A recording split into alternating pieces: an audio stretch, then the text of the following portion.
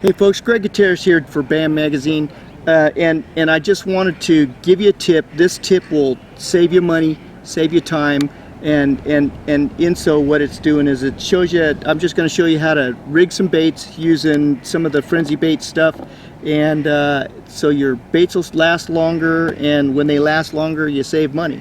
So what I like to do is I like to pre-rig these things up, and I usually do several of them on my tool. And this is just an applicator tool for smaller baits, and then I have a big one also for the larger baits. So what I do is I just rig these up and get them ready for my application. And basically what I'm going to show you is just Texas rigging like a stick bait and a beaver. So anyhow, just real quick, got a bobber stopper on already, and I've been using, tungsten weight. I've been using these little rattles. They're I don't know, they're just a bead that's got a little itty bitty rattle in them. They're real subtle, but they've got to rattle enough, and that's enough to carry in the water. Just a simple hook. For this application I'm showing you, I'm using 12-pound test Gamma Edge fluorocarbon. This stuff is thin diameter and super strong, so it allows me to really get a good hook set, and I don't worry about throwing this on the bigger water for bigger fish. Ooh, about got myself there.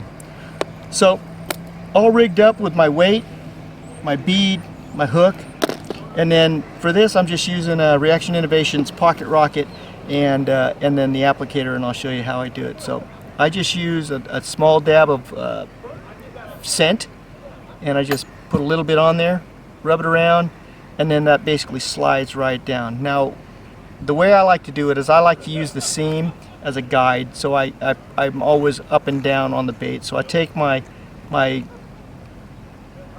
Wacky Saddle and I put it right on the seam center of it, and I snap it right into place, so it ends up right on the end just like that. Then what I do is I take my hook, I do that 1/4 inch through, and it comes right out the center membrane of the saddle. That goes in, and once it locks in, then it just doesn't tear your bait up. It just won't tear your bait up. Get it in place, and then what you have is a perfectly straight bait. You can also do this with the bigger baits like a beaver or bigger stick baits. Beaver, for instance, and a flipping hook is, I've got these pre-rigged already. Little dab of scent, and I just put a little bit on there. I don't need a whole bunch. It just helps it slide.